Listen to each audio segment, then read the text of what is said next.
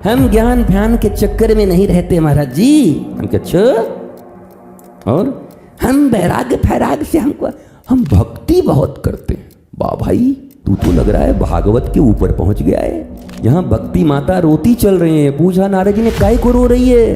अरे बोला, हमारे ज्ञान वैराग्य नहीं है मेरे पास ठीक से। स्वयं भक्ति रुदन कर रही है ज्ञान और वैराग्य के अभाव में, उनके अचेत होने के कारण, मूर्छित होने के कारण। हम कितनी आराम से कह देते हैं, और पता नहीं कहाँ से सीख लिया हम लोगों ने। सड़क चलते किसी से पूछ लिया, कोई रास्ते में मिल गया, कोई यहाँ छाप करके मिल गया, राधे राधे भैया, राधे राधे। अरे भक्ति नाच रही तुम्हारी भक्ति, राधे राधे। ज्ञान कहाँ है तुम्हारा?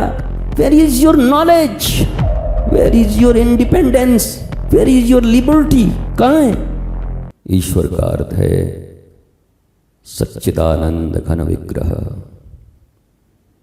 सच्चिदानंद रूपाय विश्वोत्पत्त्यादि हेतवे तापत्रय विनाशाय श्री कृष्णाय वयं नमः। जीवन के तीनों तापों से मुक्ति, दुख और ताप में बहुत अंतर है।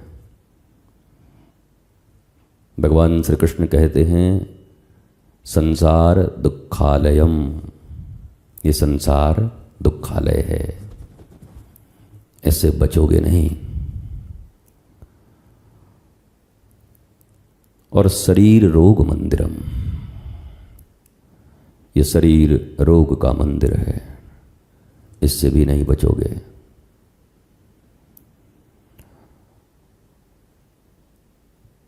तीनों ताप जो हैं उससे बचने के उपाय हैं। उस दुख के कारण जो जीवन में ताप उत्पन्न होता, ज्वाला उत्पन्न होती, जो दग्धता होती है, उससे बचा जा सकता है। इसलिए श्रीमद् भागवत के महात्म के प्रथम मंगलाचरण में कहा गया तापत्रय विनाशाय। दुख विनाशक नहीं कहा, तीनों ताप के विनाश करता श्री कृष्णाय वयं नमः। ऐसे श्री कृष्ण को हम नमन करते हैं, प्रणाम करते हैं। नमन का अर्थ होता है नमन, ऐ मन बाहर जाओ, ऐ मन तुम्हारा नहीं चलेगा।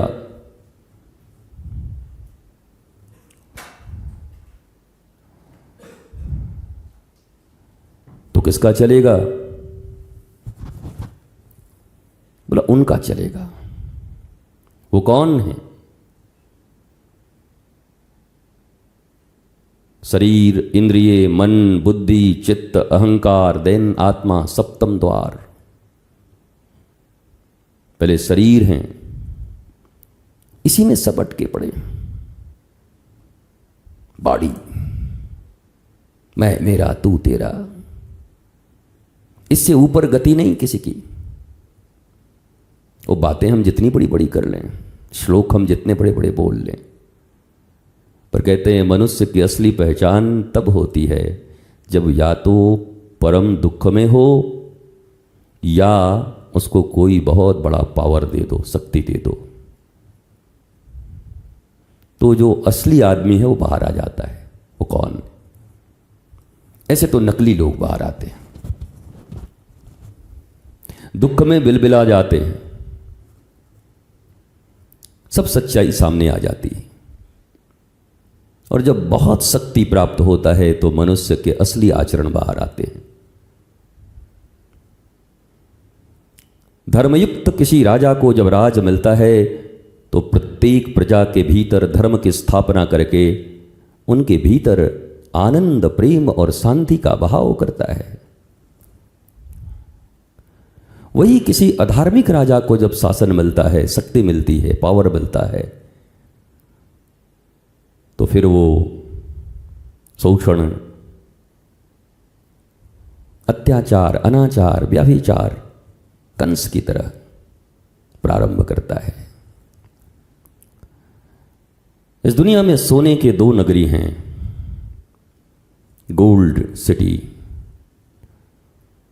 फर्स्ट त्रेता में लंका एंड द्वापर में द्वारिका। दोनों सोने के हैं, गोल्ड के हैं। अयोध्या में तो एक गोल्ड है, एक कनक भवन है सिर्फ राम जी का।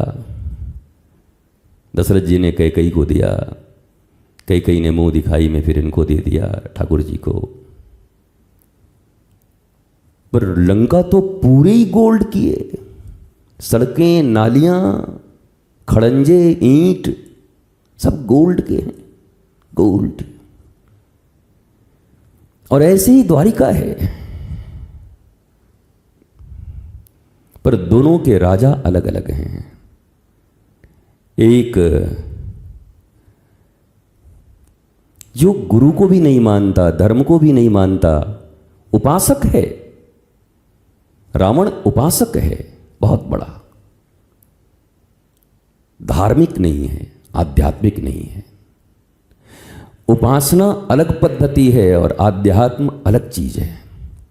कई बार हम लोग सोचते हैं बड़ा व्रत करता है, बड़ा नियम करता है, बड़ा पूजा करता तो बड़ा अच्छा आदमी होगा। पीछे लेके बैठ जाओ मनीष, बच्चे को पीछे लेके बैठ जाओ, नहीं तो मैं भी डिस्टर्ब होऊंगा, सुनने वाले डिस्टर्ब होंगे। उसको बाद में खिलाएंगे, बच्चे का जब समय आएगा तो गोद लेंगे, खिलाएंगे। But it's the time of knowledge. जब वो माखन चोर रहेंगे ठाकुर जी, तब ब्रज में लीला करेंगे माखन चोरी की। पर अब बीच कुरुक्षेत्र में जाके माखन चोरी नहीं करेंगे, तब गीता का दान देंगे, गीता का ज्ञान देंगे। ये सामान्य लोगों को यही ज्ञान नहीं है इस जीवन में हम लोगों को। हाँ गुरुजी बच्चा है तो आप बच्चे को ऐसा बोलेंगे। अब वहाँ युद्ध लगी थी और वहाँ बच्चा जाकर के बंसी बजाने लगता और कहता हम माखन चुराएंगे, तब तो लंका लग जाती अर्जुन की। तो वहाँ द्वारिकाधीश खड़े हैं ऐसे चक्र सुदर्शन लेकर के, एक हाथ में बंसी तो एक हाथ में चक्र सुदर्शन है, दोनों है। कब बंसी बजानी है और कब चक्र सुदर्शन चलाना है ये कृष्ण को पता है, ये धर्म को पता है। और ये जिसको पता है वही धार्मिक है, वही स्पिरिचुअल है। होना सब चाहिए, पर टाइम, प्लेस एंड पर्सन, देश, काल और पात्र, कौन सा देश है, कौन सा काल है और कौन सा पात्र है सामने, उसके अनुरूप हमारे कर्म होते हैं। एक ही भगवान है, एक ही ईश्वर है, ठाकुर जी। सबरी के जूठे बेर खाते हैं तो किसी को खत्म भी करते हैं। एक ही गुरु रूप में खड़े हैं वशिष्ठ, विश्वामित्र। भगवान वशिष्ठ द्वार पर आ जाते ही तो प्रभु रोने लगते हैं, हे ठाकुर, हे गुरुदेव, क्या गलती हो गई कि स्वामी को सेवक के घर आना पड़ा? एक आवाज लगाया होता तो सेवक आपके द्वार पर होता। हे गुरुदेव, आपको आने की जरूरत क्यों पड़ी? और एक उपासक है, वेदों का मर्मज्ञ, मार्तंड विद्वान,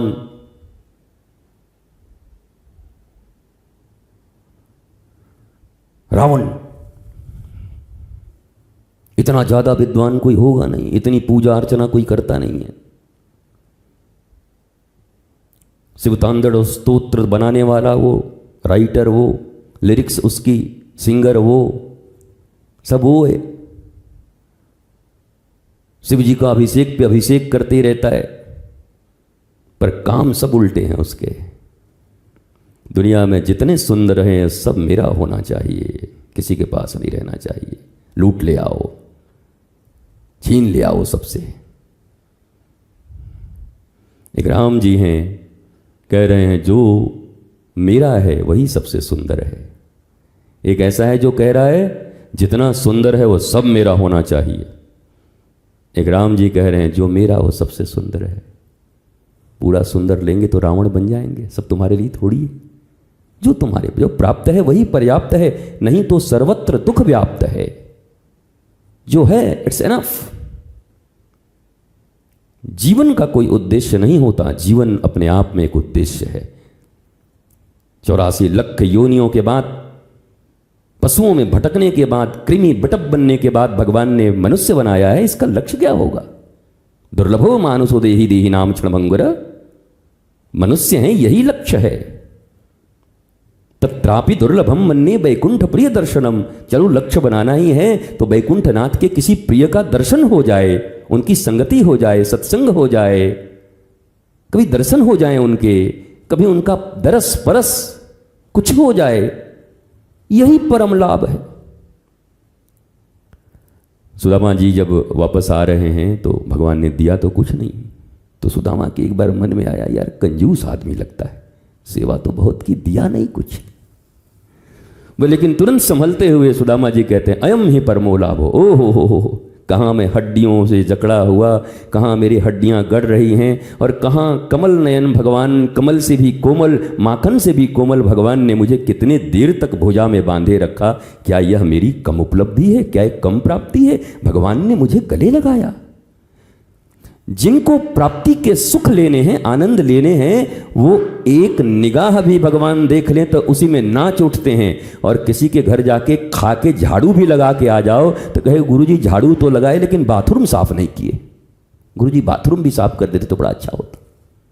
उनको संतोष नहीं है, वो असंतोषी हैं। Just like Surasa.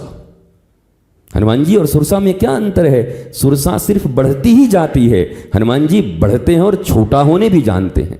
महान होने तो लघु होने भी आता है उनको। विकट रूप धरि लंक जरावा, तो फिर सुरसा के साथ अति लघु रूप पवन सुतरीना, छोटे से रूप में ठक आ गए हनुमान जी महाराज। अर्थात बड़ा बनने में कोई बुरी बात नहीं है, पर लघुता को जब उपलब्ध होना हो तो वो भी उपलब्ध हो लो ना, तब अभिमान खड़ा हो जाता है। हम और छोटे, हम और झुकेंगे, हमसे नहीं होगा। और सारे घर इसीलिए परेशान है, भाई भाई, पति पत्नी, पिता पुत्र, मित्र नातेदार, रिश्तेदार, नेता मंत्री, जनता, सब इसी में परेशान। हम झुकब? अच्छा हमको झुकाएंगे? मत झुको, खड़े रहो, उखड़ जाओ, फड़फड़ाओ। तुम्हें इसी में अच्छा लगता है तो यही करो, इट्स योर चॉइस। यहां कोई सुनियम और सुनीति किसी को बाध्य नहीं करते। धर्म किसी को बाध्य नहीं करता कि तुमको मानना ही होगा। रावण बाध्य नहीं था, कर भाई तेरे को जो करना है, परिणाम मिलेगा। कितने आदमी थे, परिणाम मिलेगा। कर्म किया है तो परिणाम जरूर मिलेगा। बीज पड़े और अंकुर न फूटे, ऐसा कभी नहीं हो सकता। कर्म करे और फल ना भोगे, ऐसा कभी नहीं हो सकता। कर्म करने में तू बड़ा होशियार है, पर फल भोगने में बड़ा ही लाचार है। जिसने जानी है महिमा गुरु की, उसका डूबा कभी न जहाज है। तो दो सोने के, ये बार बार मैं कहीं पता नहीं कितनी बार कह रहा हूं, और जो लोग सुनते हैं निरंतर बोलते हैं अच्छा ये वाला फिर से बोल रहे हैं, और सुनते सुनते तो हुए नहीं। लंका और द्वारिका की सोना क्या बोलो, सोने की चवन्नी कहीं दिख जाए तो उसके पीछे पता नहीं क्या कर दो। अठन्नी की तो बात अलग है और सिक्के की बात अलग है, चवन्नी दिख जाए तुम्हारी नीयत बदल जाए तो सुनने से लाभ नहीं है। मौखिक ज्ञान नहीं व्यवहार, ऐसी शिक्षा को धिक्कार। मौखिक ज्ञान है पर व्यवहार में नहीं है, ऐसी शिक्षा धिक्कारने के योग्य है। वो शिक्षा हमारे भीतर होनी चाहिए, वो शास्त्र हमारे भीतर हमारे आचरण में होना चाहिए। साविद्या या विमुक्त, ये जो लोग मुक्त हैं वो विद्वान हैं। कोई पता गुरुजी हम विद्वान नहीं हो, बोला आधे घंटे बातचीत करो फिर हम समझें। आधे घंटे में बातचीत करते क्या क्या दुख है, ये बर्बाद हो गया, यहाँ ये हो गया। हम कि तू तो महाबंधन में, तू कहाँ से विद्वान हो गया। सा विद्या या विमुक्तये, एक लाइन में।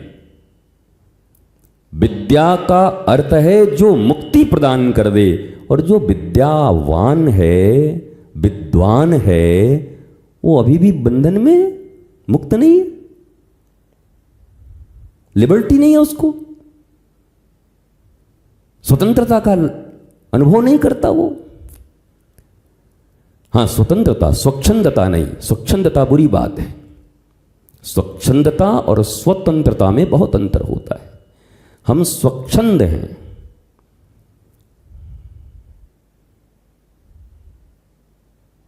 स्वतंत्र नहीं है।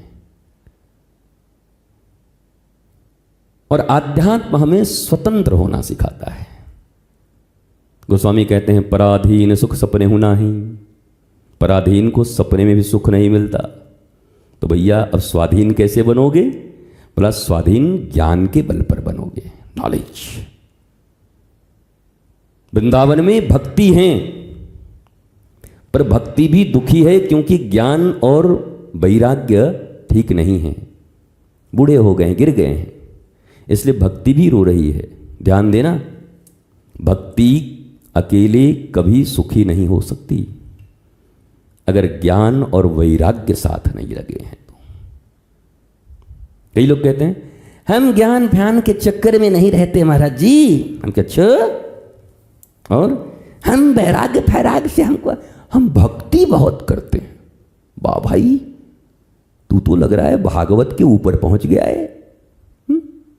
यहां भक्ति माता रोती चल रही है। पूछा नारद जी ने काय को रो रही है? अरे बोला हमारे ज्ञान वैराग्य नहीं है मेरे पास ठीक से। स्वयं भक्ति रुदन कर रही है ज्ञान और वैराग्य के अभाव में, उनके अचेत होने के कारण, मूर्छित होने के कारण।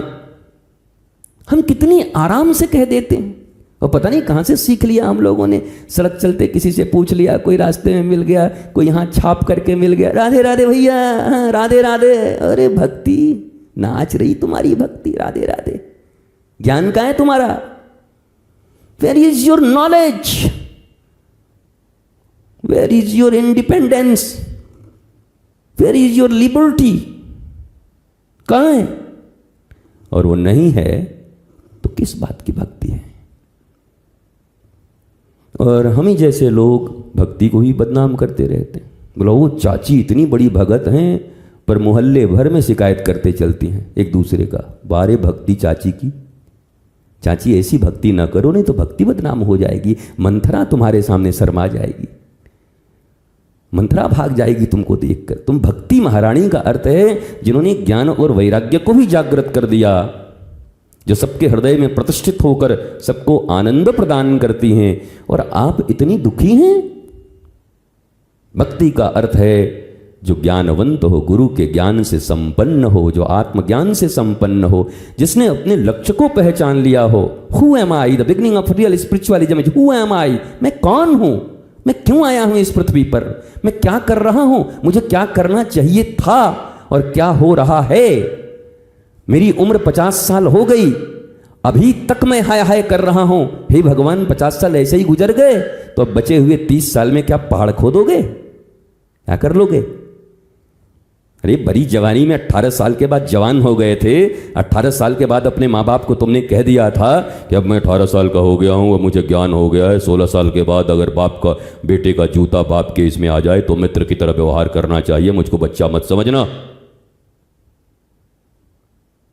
और 50 साल में भी आप तकलीफ में हैं, दुर्दशा में हैं, दुख में हैं, रो रहे हैं, बिलबिला रहे हैं, मिन्नतें कर रहे हैं, परिवार से संतुष्ट नहीं है, सरकार से संतुष्ट नहीं है, राष्ट्र से संतुष्ट नहीं है, मोहल्ले वाले से संतुष्ट नहीं है, पुत्र से संतुष्ट नहीं है, खुद से संतुष्ट नहीं है।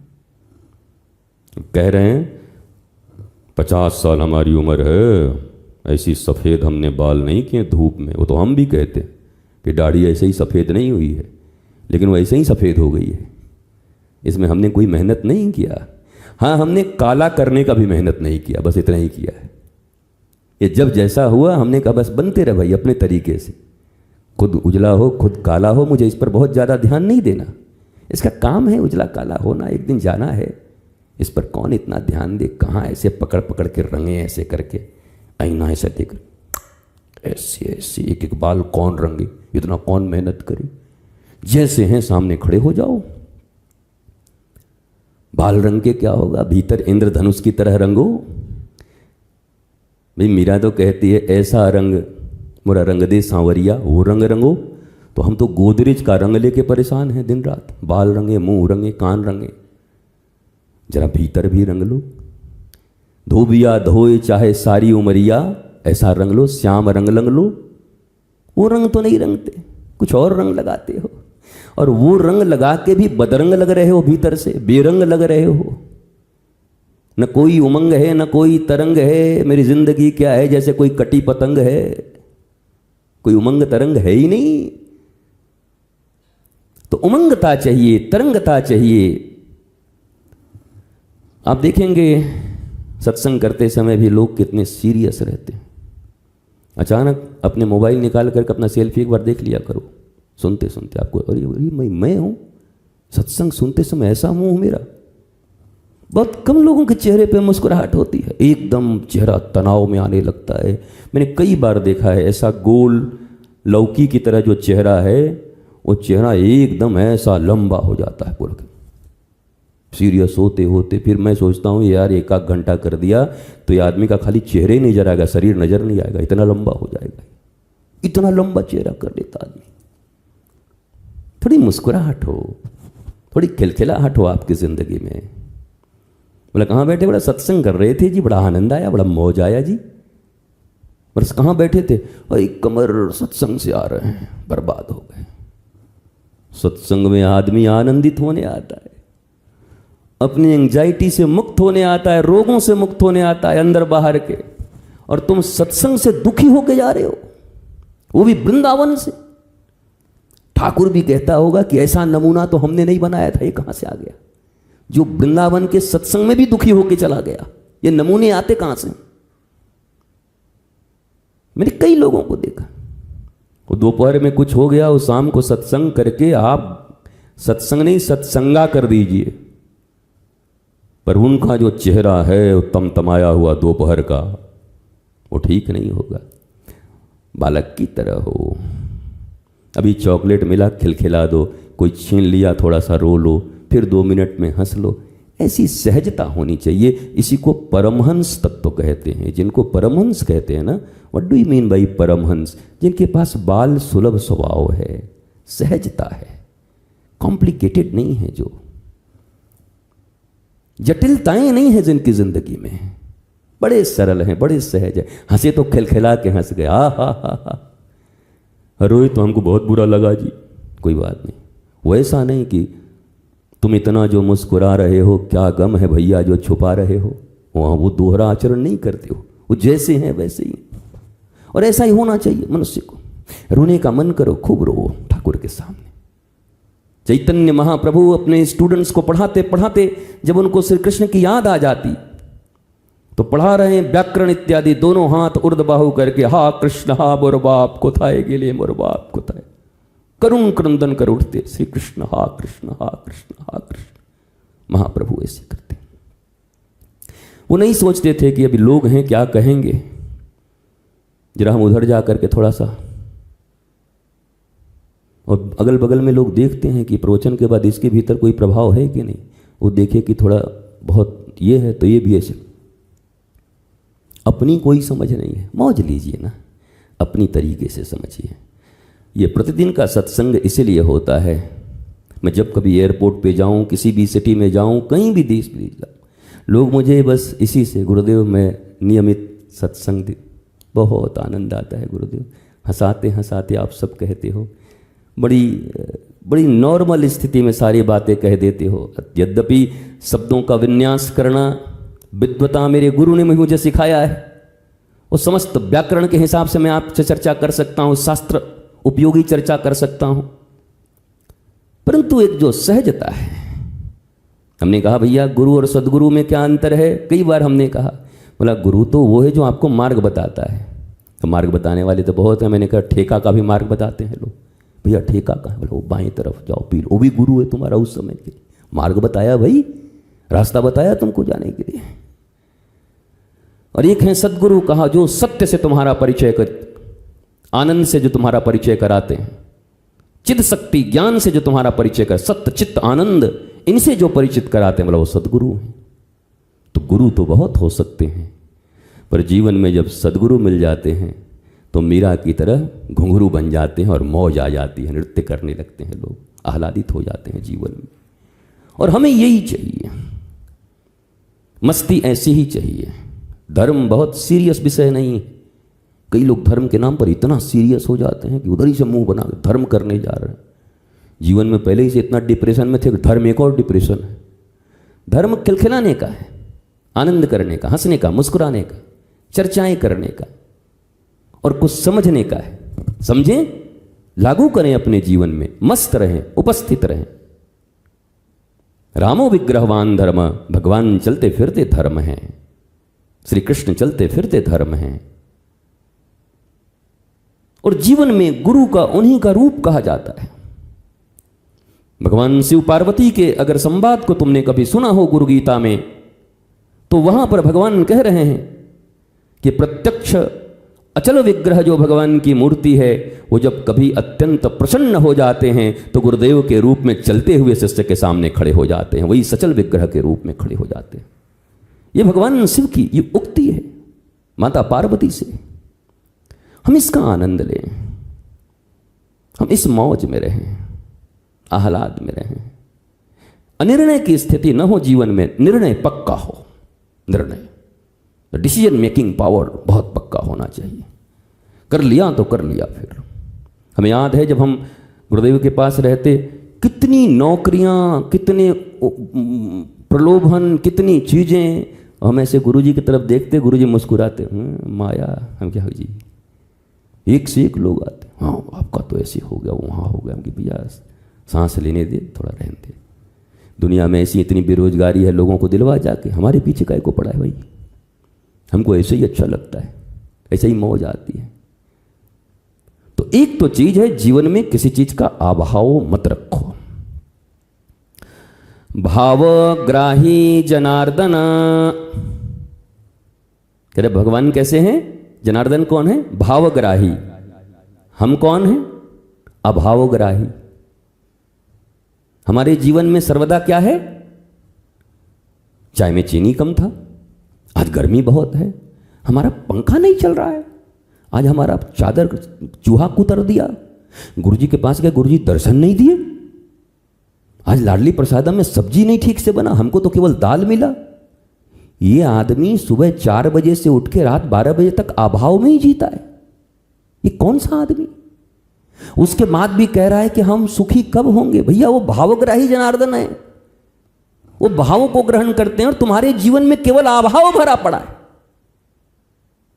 Then how is it possible कि तुम श्री कृष्ण के हो सकते हो, आनंद के हो सकते हो, प्रेम के हो सकते हो, कभी तुम राधा के हो सकते हो? ये कैसे संभव है? क्या भगवान नियम बदल देंगे? क्या अपनी विधि को पलट देंगे? तो जीवन से जैसे जैसे अभाव के भावों को मिटा दो। अभाव तो किसी का नहीं मिटता, रावण का मिटा। मंदोदरी जैसी सुयोग्य, इतनी सुंदरी पतिव्रता पत्नी पाके भी घूमते रहता है, कहां से पकड़ ले आऊं, किसको हरण कर ले आऊं। तो अभाव तो उसका सोने की नगरी में रहता है, उसके बाद भी इसको लूट लूं, यहां से धन ले आऊं, क्योंकि उसके भीतर अभाव का अभाव नहीं है, अभाव का भाव भर गया है। ध्यान दो, अभाव का भाव खतरनाक है। जीवन में हमारे गुरुदेव कहा करते कि ना शब्द जिसके मुंह में है उसके साथ कम रहा करो। जो हर चीज में ना नहीं ना नहीं बोला, उसके साथ कम रहना। कोई कहे भैया एवरेस्ट पर्वत से ऊपर से लाना है एक जड़ी बूटी, हाँ जी चलो, अरे तैयार तो हो। हमने सुना है जो तू आवे एक पग मैं धाऊं पग हजार, मैं धाऊं पग हजार। भगवान कहते हैं तू एक पग तो आके देख, बाकी 1000 तो मैं दौड़ाऊंगा तुम्हारी तरफ। पर हम एक भी नहीं बढ़ाते, एक भी। निरंतर शिकायतें। आप मंदिरों में जाओ ना बिहारी जी के पास, और अगर दिलोमीटर होता किसी के पास, दिलोमीटर, सबके दिल में मीटर लगा देते और सुनते तो पता चलता कितने भगत लोग हैं, वो क्या कह रहे हैं वहां पर। बिहारी जी भी बार बार पर्दा लगवा लगवा के कहते हैं कि भाई पर्दा लगा यार, हटा जल्दी, निकाले इन लोगों को, ये भीड़ हटा। बोला फिर बोला नया तो बोला शायद कोई आवे उसमें देखूं। पर्दा लगवा रहे हैं बार बार कि कोई तो आवे, लेकिन जब पर्दा खुल रहा है तो वही लोग खड़े हैं लिस्ट लेकर के, फलाना ठिकाना ऐसे ऐसे 5 करोड़ का 50 करोड़ का ये हो जाए, उसको फूलों का बंगला बनवाऊंगा, 100 करोड़ का ठेकेदारी मिल जाए, फूलों का बंगला बनवाऊंगा। बिहारी जी बोलते हैं 100 करोड़ तुझे दे करके अब 25,000 का फूलों का बंगला बनवाना मैं ही तेरे को लगता हूँ मूर्ख? अभी मैं श्री कृष्ण हूँ, चतुर हूँ, 25,000 में खुद ही बनवा लूंगा फूलों का बंगला। तुझे 100 करोड़ दे के फूलों का बंगला बनवाऊं मैं? तू माली को 25,000 देगा, मैं तुझे 100 करोड़ दे दूं? सीधा माली के पास मैं जाऊंगा, ले 25,000 हमारा फूलों का बंगला बना दे आज। ये कमाल आदमी है। ये कैसे लोग हैं? ये कैसे बुद्धिमान लोग हैं? ये कैसी इनकी विवेकशीलता है, कैसी विज्ञता है, कैसा विजडम है इनके पास। इसलिए तो मैं कहता हूं वो बाबा जो रोज जाते थे बिहारी जी के सामने, सब बिहारी जी जय हो मेरे लाला, खुश रहो, मुस्कुराते रहो। हो गोस्वामी जी एक दिन निकले सब चारों पांचों, बोला ये हमारे लाला को आशीर्वाद दे के जाता है, ये भगवान बना रहा है, जरा तू भगवान है वो आशीर्वाद देगो। तो उस संत ने बड़ी प्यारी बात कही, बोला हमारे लाला के पास सुबह से लेकर रात तक लोग आते हैं, छोटे से लाला है, 8 साल के 7 साल के, बिहारी जी 9 साल, सब मांगने वाले। और ये 6, 7, 8 साल के बच्चे के पास जाते हैं तो चॉकलेट लेके जाते हैं, मिठाई लेके जाते हैं, आप खाइए। यहां तो मंगताओं की भीड़ लगी दिन रात। सो मैं बाहर से ही जाता हूं, बोलो बिहारी जी मुस्कुराते रहना, लाला खूब मुस्कुराओ, मैं तो यही तुमसे मांगता हूं। गोसाई जी लोग चरण में पड़ गए, बाबा तू ही पक्को भक्त है हमारे बिहारी जी को, सब मांगे और तू मुस्कुराहट मांगे बिहारी जी थे, हमारे ठाकुर जी थे। कोई ऐसा भी तो हो, कभी ऐसा भी तो हो कि जाओ गुरुद्वार पर, जाओ हरि के द्वार पर, जाओ भगवत द्वार पर और जाकर कहो दोनों हाथ उठा करके ऐसे बोले जय जय श्री राधे। ठाकुर जी बोले कुछ बोल। अरे बोले बोलू क्या, जय जय श्री राधे, राधा रानी और तुम खूब झूलते रहो, आनंदित रहो, ठाकुर मुस्कुराते रहो। तुमको देख करके ऐसे ही मुस्कुराहट आ जाती है, तेरे चेहरे से नजर नहीं हटती, नजारे हम क्या देखें ठाकुर। कोई तो जाए, कोई तो कहे, पर हम अभाव के भाव से भरे हुए लोग हैं। रिश्तेदार के पास जाओ तो अभाव, वो 5-10 मिनट तक चलता है फौंका फौंकी। वो तो लंदन गए हैं, हमारे वाले तो हम विदेश में गए हैं, मैं तो पनडुब्बी खरीद लिया। एक ने कहा हमारे तो मत पूछो, अमेरिका वाला राष्ट्रपति का जहाज ही खरीद लिया हमारे पति ने। बोला राष्ट्रपति, बोला आजकल घोड़े पे चलता है वो, उसका जहाज उन्होंने खरीद लिया। कमाल है। और 10 मिनट के बाद अगर जख्म पर हाथ रख दो तो फिर जो टेप खुलती है, एक बात नहीं सुनते, निकम्मे हो गए हैं, बेटे लोग आवारा हो गए हैं, आई ये कौन सी टेप खुली अब, अभी तो कुछ और कह रहे थे। तो अभाव की भावना में भरे हैं ऑलवेज। भीतर से भाव हो, ऑल इज वेल, मुंह से नहीं, ऑल इज वेल। और भीतर बहुत बड़ा व्हेल, मछली, कुआं, ऑल इज वेल। हाँ मस्त, कैसे हो? मस्त हूँ जी, अच्छा हूँ, बिहारी जी की कृपा है, गुरु जी की कृपा है, संतन की कृपा है, माता पिता की कृपा है, गुरुजनों की कृपा है, अग्रजों की कृपा है, बहुत आनंद है, बहुत आह्लाद है, मस्ती है, कपड़े हैं। पूछा किसी ने, बिहारी जी के मंदिर में एक बाबा लंगोटी फटा पहना हुआ था। अब कह रहे हैं बाबा ठाकुर तू तो दाता है, तूने तो सबको कल्याण में क्या दे दिया ठाकुर, जितनी मेरी औकात नहीं थी। वहीं पर डीयू के कुछ स्टूडेंट्स थे, जेएनयू डीयू से आए हुए थे। बोला बाबा झूठ बोलने का भी हद होता है, फटा लंगोटा पहना है, झूठ मूठ के चापलूसी कर रहा है भगवान के सामने, ठीक से कपड़े भी नहीं तेरे पास, चापलूसी कर रहा है, क्या दिया क्या दिया। तो संत ने मुड़ करके कहा दृष्टि दृष्टि की बात है, जब माँ के कोख से जन्म लिया था तो नंगा आया था, ये लंगोटा बिहारी जी का दिया हुआ है, वही धन्यवाद देने आया हूं। बिहारी जी ये लंगोटा तुम्हारा है, तुमने दिया। धन्यवाद देना हो तो एक फटी लंगोटी भी काफी है, और अभाव के भाव हृदय में भरने हो तो रावण जैसे सोने के राज्य में रह करके भी सदा अभाव तुम्हारे भीतर खटकता रहता है, कंस और रावण की तरह। It's totally depend upon you. भाव से भरो, ये भाव की भूमि है, वृंदावन भाव का भूमि। यहां सड़कें मत देखो, यहां नालियां गलियां देखने नहीं आए हो, यहां गंदगी देखने नहीं आए हो, यहां तो कण कण में उनके दर्शन हो। हमने तो कहा वृंदावन में हमें कोई छेड़ दे, कोई गाली दे दे, कोई ऐसे करके चला जाए तो भी चुपचाप निकल जाइए मुस्कुराते हुए। क्यों? पत्नी पूछे क्यों जी, तुमको गाली दिया तुम मुस्कुराते जा रहे हो?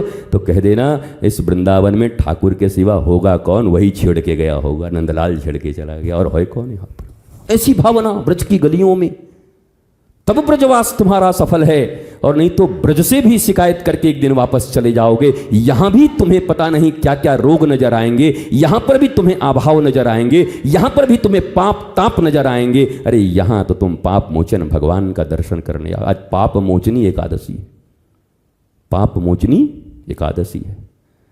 आज ठाकुर जी सबका पाप मोचन कर ही देंगे, चाहे कुछ भी हो जाए। आज तक का तो कर देंगे, अब कल से फिर करोगे तो फिर समझना, अगले साल फिर देखना। आज तक का तो हो जाएगा ठाकुर जी की कृपा से। आज पाप मोचनी एकादशी है, बड़ी कृपा है उनकी। आज तो इस दिव्य सत्संग में उपस्थिति मात्र से ठाकुर जी की ऐसी कृपा बरसेगी, मुझे परम विश्वास है कि समस्त पापों से हम आज तो मुक्त हो गए। पर कल से ध्यान रखियो भैया, ठीक ठाक ठाकुर जी का भजन करो, सत्संग करो, आनंद करो, सत्कर्म में डूबे रहो। ठाकुर जी निरंतर आपके ऊपर आशीर्वाद वर्षण कर रहे हैं। ठाकुर जी से कभी आशीर्वाद मांगो मत, वो तो बरसा रहे हैं। मांगना क्या है? मांगना मतलब उनकी नियत पर शंका करना है। कंजूस आदमी है क्या? सेठ हैं ठाकुर जी हमारे, खूब दे रहे हैं, बस तुम ले हो, पात्र ठीक रखो, उल्टे मत रहो, सीधे रहो, ग्रहण करो, बस तुम्हारी बात बन जाएगी। इस दिव्य और दैनिक सत्संग में प्रतिदिन हमारे भीतर 24 घंटे के भीतर जो दुर्गुण, जो कुविचार, जो बहुत सारी संगति दुस्संगतियाँ हमारे पास, 6 वृत्तियाँ हमारे ही भीतर हैं, काम क्रोध मद मोह लोभ मात्सर्य, ये 6 तो अपने ही भीतर बैठे हैं चकाचक। और पारिवारी से ड्राइवर बनते रहते हैं, कभी काम ड्राइव करता है, कभी क्रोध ड्राइव करता है, कभी लोभ ड्राइव करता है, कभी मद ड्राइव करता है, कभी ईर्ष्या ड्राइव करता है। ये सब बारी से ड्राइव करते हैं, सब ड्राइवर हैं।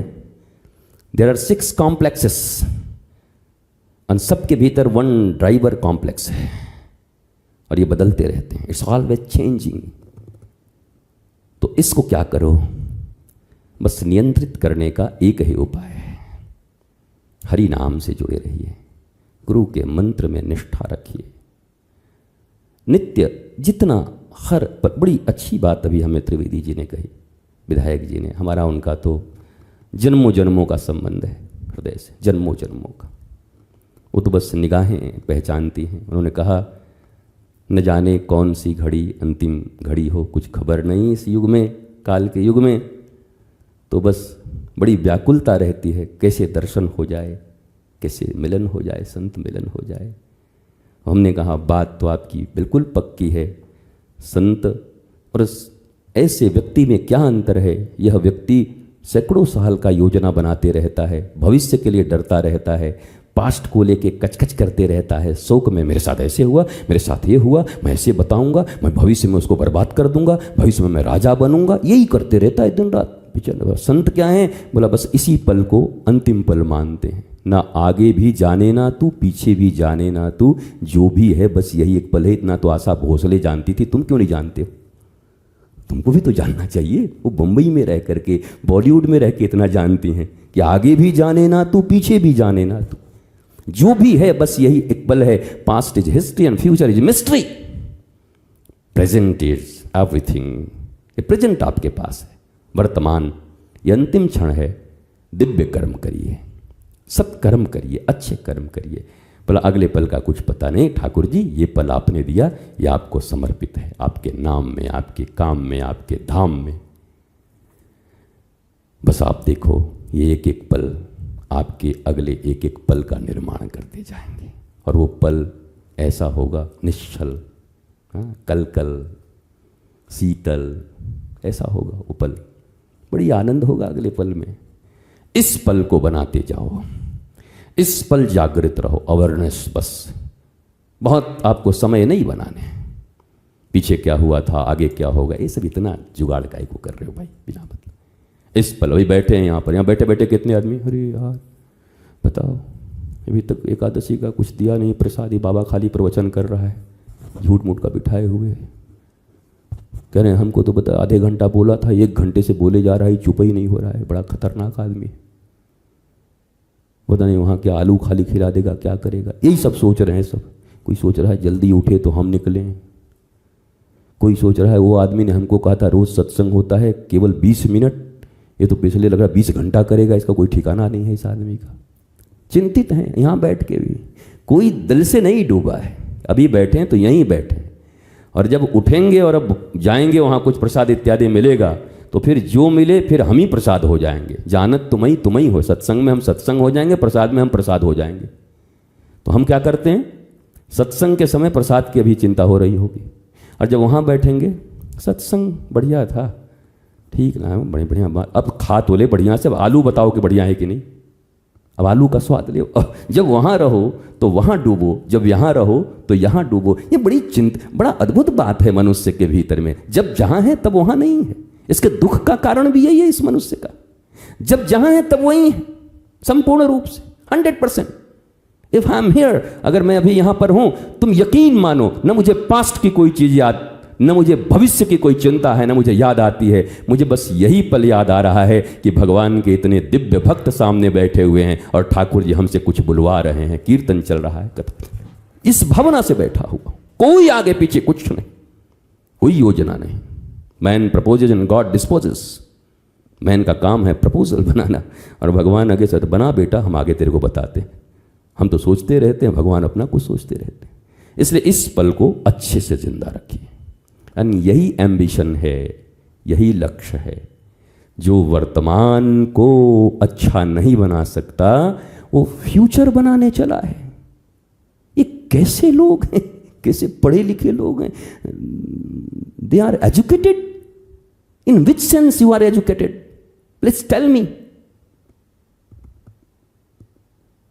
एजुकेशन का मतलब है इस पल में मौज से भरे हुए हैं, आनंद से भरे हुए हैं। मौज है, मस्ती है, आनंद है। अगला पल अच्छा ही होगा, अभी मस्ती है। बीज आनंद का डाला है तो पौधा भी आनंद का होगा, फूल भी आनंद का होगा, फल भी आनंद का होगा। बीज अभाव का डाला है, बीज संघर्ष का डाला है, बीज तनाव का डाला है, बीज डर का डाला है, मेरा क्या होगा, तो पौधा भी डर का होगा, फूल भी डर का होगा और फल भी डर का होगा। इतना तो आप समझते होंगे। Love you all. मस्त रहिए, खुश रहिए, आनंदित रहिए। भगवान की कृपा आप पर बस रही है। अपना अपना काम क्रोध मद मोह लोभ का छाता बस हटा दीजिए। जो छतवा लगाए हुए हैं उसको हटा दीजिए कुछ देर के लिए, कि ठाकुर जी बरस रहा है, हम पे भी बरस जाओ, और वो आप पर निरंतर बरसते रहेंगे। आइए सत्संग के विश्राम में एक लाइन सब संग संग ठाकुर का नाम लेते हैं। गुरु वचनों को रखना संभाल के,